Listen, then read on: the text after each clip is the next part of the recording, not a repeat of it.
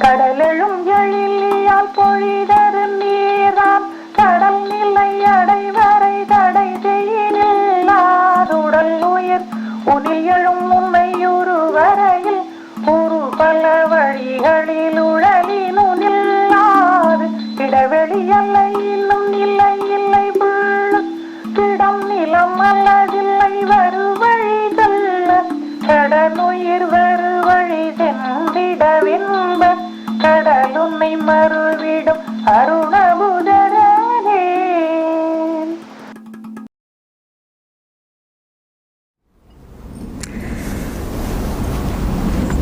Throughout our life,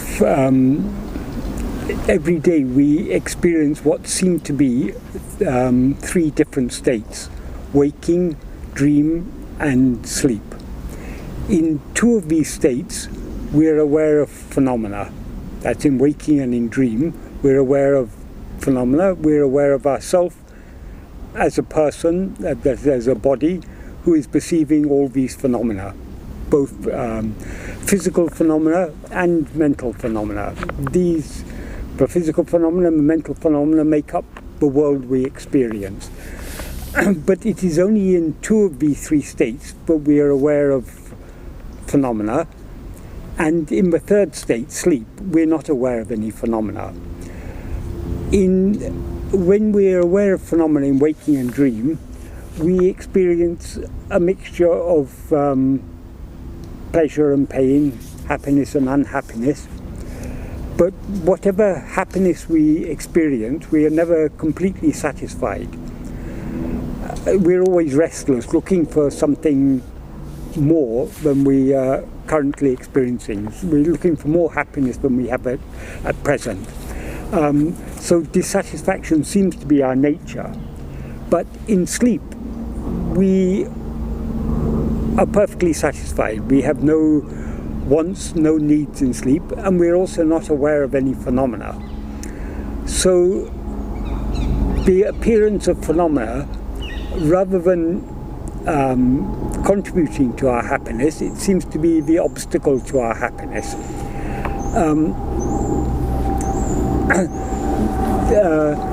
Because Bhagavan says that happiness actually doesn't lie in anything external to ourselves, but in ourselves. Happiness is our real nature. So in order to experience the happiness that we really are, we need to know ourselves. So long as we are aware of phenomena, we're aware of ourselves as if we were a person, as if we were a body. The appearance of this awareness, I am this body, and the appearance of phenomena happen simultaneously. Whenever we rise from sleep, whether in waking or in dream, we experience ourselves as a body, and we experience phenomena. So there is a connection between our experiencing ourselves as a body and our experiencing phenomena. In sleep, we don't experience ourselves as a body, and therefore we don't experience phenomena. Therefore, Bhagavan says this awareness, I am this body, is a false awareness. It is not. It is a mistaken self-awareness. The reason we cannot be this body, if this body were what we actually are, we couldn't be aware of ourselves without being aware of this body. But in waking, we're aware of ourselves as this body. But in dream, we're not aware of this body. We're instead aware of ourselves as some other body, some mentally projected body. Bhagavan says actually there's no difference between this body and that body, because when we're experiencing a dream, we seem to be awake. The body we experience as ourselves seems to be a physical body. The world we perceive seems to be a physical world. So whatever state we are currently in seems to be waking. And the other states that we are not currently in seem to us to be dream. That, according to Bhagavan, is the only difference between waking and dream. Our current state always seems to be waking, all other states seem to be dream. So we are aware of ourselves in dream without being aware of this body, and we're aware of ourselves now without being aware of the body we experienced as ourself in dream. So we cannot be either of these two bodies. Therefore, our awareness of ourself in waking and dream, our awareness of ourself as I am this body, is a mistaken awareness. If we were actually this body, we couldn't be aware of ourselves without being aware of this body. But clearly from our experience in dream, we can be aware of ourselves without being aware of ourselves as I am this body, I am the present body. We instead experience ourselves as some other body. So the appearance of phenomena seems to be connected with this wrong awareness, I am this body. Whichever body it happens to be, whether the body we experience as ourself now in this so-called waking state, or the body we experience as ourself in any other dream. In sleep, we are not aware of ourself as I am this body, and therefore we are not aware of any phenomena. Yet we are perfectly happy, we are content, we experience no dissatisfaction. Generally, people think of sleep as a state of non-awareness, that there's no awareness in sleep. But actually what we are not aware of in sleep is any phenomena. We're not aware of ourselves as a body, and consequently we're not aware of any phenomena. But we are nevertheless aware, because we are very clearly aware, but we experience not just two states, waking and dream, but a third state called sleep, in which we are not aware of anything. So it is a state in which we are aware of not being aware of anything. In other words, it's an awareness without awareness of phenomena. And it is, as we all know, it's a state of satisfaction, contentment, peace and happiness. So Bhagavan said that is our real nature, our awareness of ourselves as I am this body, and consequent awareness of phenomena is not our real nature. Our real nature is just to be aware without being aware of anything. Because even now, when we're aware of phenomena, the same awareness that we experienced in sleep is here now, because that is the basic awareness. In order to be aware of anything, we have to be aware. So in sleep we're not aware of anything, but we are aware. So the basic awareness is just pure awareness, awareness not of anything, but just awareness. In that awareness, in that state of pure awareness, this awareness of phenomena, of ourself as a body, and consequently of phenomena, appears and disappears. It appears in waking and dream, it disappears in sleep. So what appears and disappears is not real. What remains permanent alone is real. And what remains permanent is only the underlying awareness, the awareness I am. In sleep we're aware I am, because when we wake up we say I slept. So we're aware of our own existence in sleep, but we're not aware of anything else. And our own existence obviously is not an object of awareness. When we say I am aware of myself, or I'm aware of my existence, our self or our existence is not an object known by us, it is just ourself. So it is awareness being aware of itself, basically. So that is not awareness of something. That is not awareness of an object. So Bhagavan says to know ourselves, we have to know ourselves clearly. We have to be aware of ourselves without being aware of phenomena, or without being aware of ourselves as I am this body. Though we are aware of ourselves as such in sleep, we the reason we come out of sleep again is because when we go into sleep, we don't go into sleep trying to know ourselves, being attentive to ourselves. We go into sleep because of tiredness. So in order to know what we actually are, we must go into a state like sleep, but with full self-awareness. That is, by being attentively self-aware, we must go into such a state, by withdrawing our attention from all other things and focusing it only on ourself, on our fundamental self-awareness. We will can then return to that state in which we're not aware of any phenomena, but we are clearly aware of ourselves. But unlike sleep, in which we enter because of tiredness, we will enter this because of being attentively self-aware. This is the subject Bhagavan talks about in later verses of Upadēśa Undiyār. Beginning from verse 16. In verse 16 he says, Veli vidayangale vittu manam tan oli uru ordale undipara unme unichiyam undipara. That means Veli vidayangale vittu, giving up external phenomena. That is, giving up being aware of external phenomena, withdrawing our attention from external phenomena. Manam tan oli uru ordale, the mind knowing its own form of light. Its form of light here is a metaphor for awareness. What the mind essentially is just awareness. That is the mind's form of light.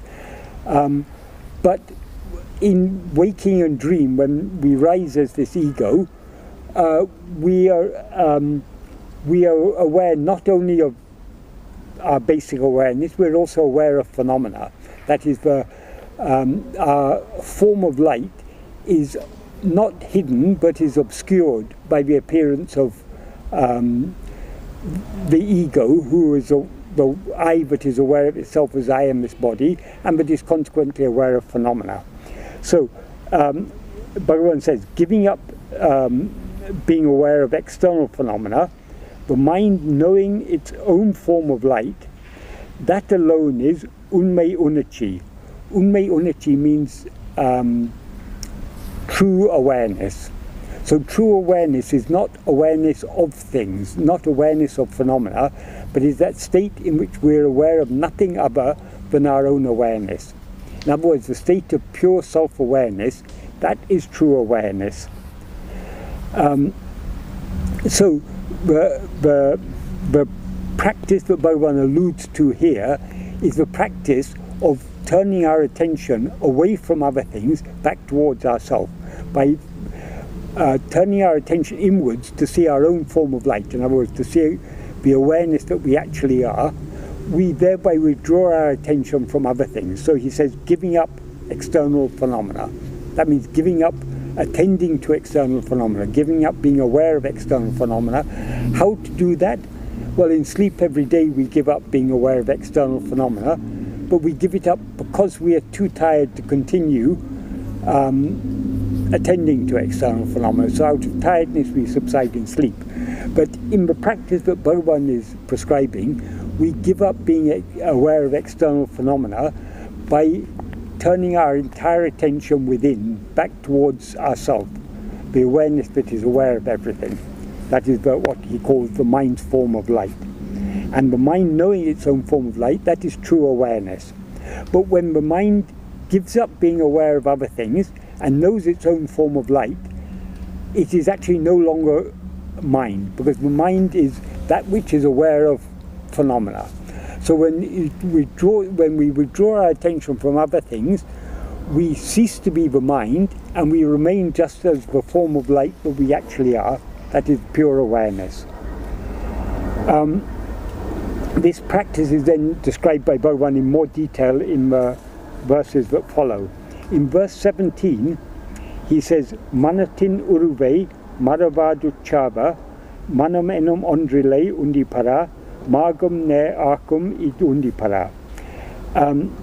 Manatin uruve means the form of the mind. ātma-vichara, when one investigates without forgetfulness the form of the mind. The form of the mind is here, we can take it in two ways. One way, which I'll mention now, is the Mamanatin Uruve. Uru is what he referred to in the previous verse as Manam Tan Oli Uru. It's the mind's form of light. So when the mind tries to know its own form of light, when it investigates itself, when it attends without forgetfulness to its form of light, Manomenum Ondrile, there's no such thing as mind. Markum ner arkum idu. This is the direct path for anyone, for everyone, for whomsoever. So when the mind, instead of attending to other things, as the nature of the mind is to go outwards, to attend to things other than itself, but when without forgetfulness it tries to attend to itself, its own form of light, if it does that maravadu means not forgetting or not being negligent. Normally if we try to turn our attention within, we quickly get distracted by other thoughts or perceptions or whatever, basically by phenomena. When we're distracted by phenomena, we forget what we're trying to do, which is attending to ourselves. So that's what Bhagavan means without forgetfulness. So we not forgetting. So investigating, not forgetting. So in other words, keenly, vigilantly, and without ceasing to investigate ourselves. When we do so keenly enough, we will find manomenum ondrele. There's no such thing as mind. Mind here is that which is aware of phenomena. So there's no such thing, Bhagavan says, if we investigate ourselves keenly enough, if we investigate the mind keenly enough. To understand more clearly what Bhagavan is saying here, we can illustrate it with a simple analogy, the analogy of the rope that is mistaken to be a snake. If we mistake a rope to be a snake, how to get rid of that snake, we have to look at it very carefully. If we look at the rope, if we look at the snake very carefully, we will find there's actually no such thing as a snake, there's only a rope. So the mind is a wrong perception of ourself, a wrong awareness of ourself, an awareness of ourself as I am this body. That is like the snake. The rope, the real awareness, the pure awareness that we actually are, is like the snake. The ego, the mind that is aware of itself as I am this body, is like the snake. The real awareness that we actually are is like the rope. If we look at the snake very carefully, we will see that it is that there's no snake, just a rope.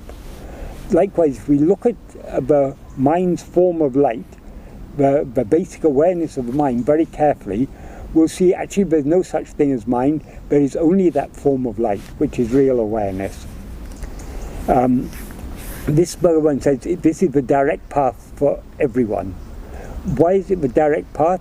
The direct path to what? It's the direct path to knowing what we actually are. In order to know what we actually are, we can't know what we actually are by attending to anything other than ourselves. It's only by attending to ourselves that we can know ourselves. So this is the direct path for anyone. Akum means for whomsoever. It is anyone who is interested in this path, this is the way. Anyone who is interested to know this themselves, this is the direct way.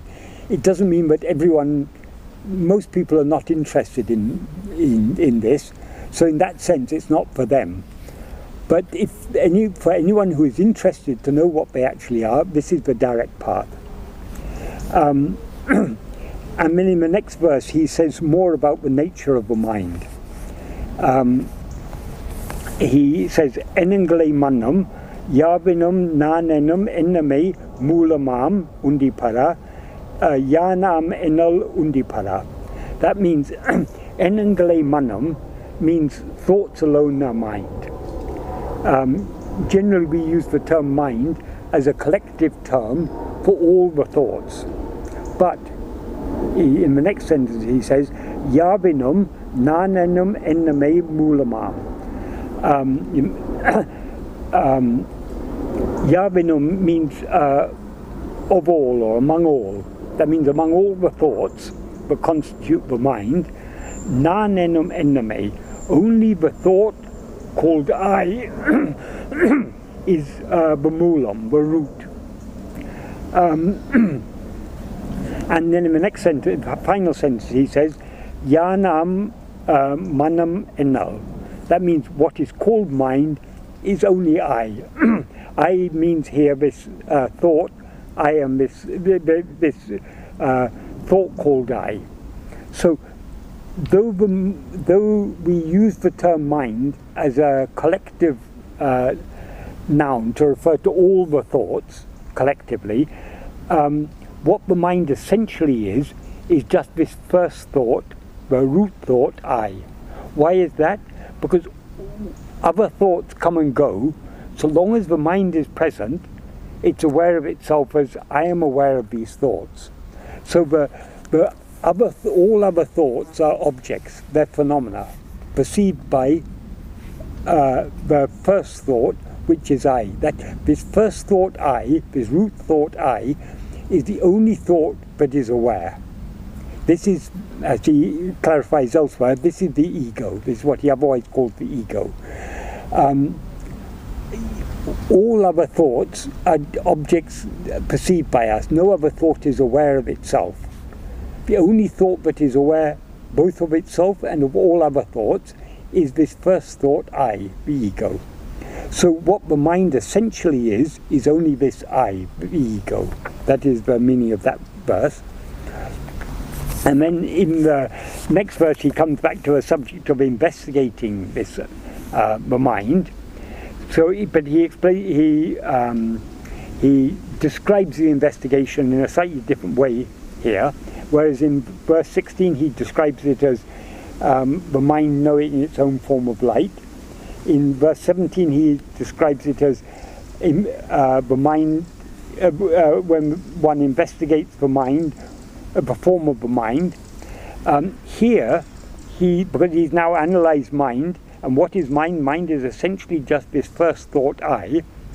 So, verse 19 he says, Nan endru erum idum edu enna nadavul nan tale saindidum undipara jnana vicharam idunipara.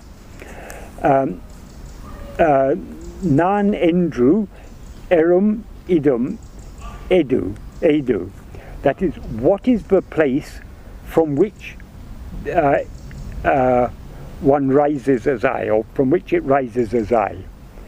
The place from which we rise, the I that rises is not our real nature, but is the ego. The I that appears in waking and dream and disappears in sleep. That is the ego, that is the rising I. That is different from the I that we actually are, which is the being I.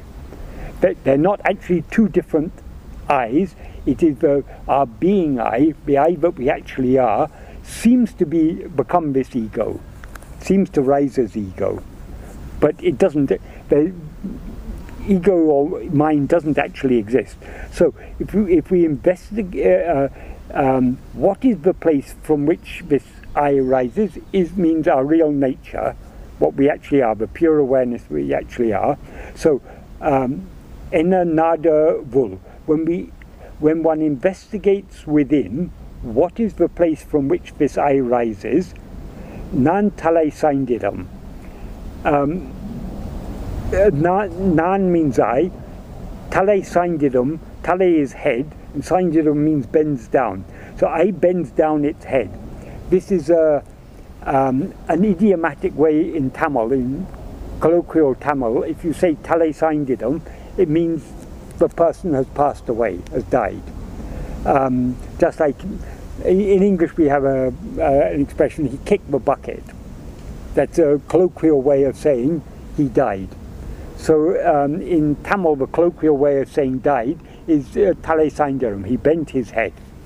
So Bhagavan says, when Bhagavan says Nan Tale Saindaram, he means that I, the ego, will die. That is, the thought the thought called I will die. Jnana vicharam idu. This is jnana vichara.